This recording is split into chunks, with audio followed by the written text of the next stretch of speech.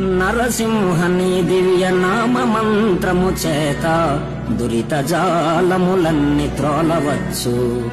నరసింహని దివ్య నామ మంత్రము చేత బలువైన రోగముల్ బాపవచ్చు.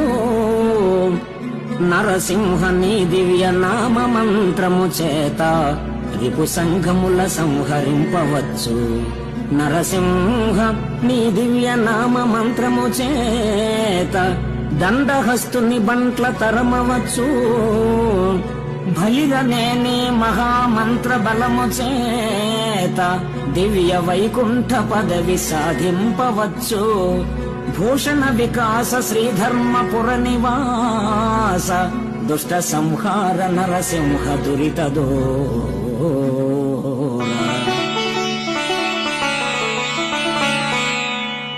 నరసింహని దివ్య నామ మంత్రము చేత దురిత జాలములన్నీ త్రోలవచ్చు.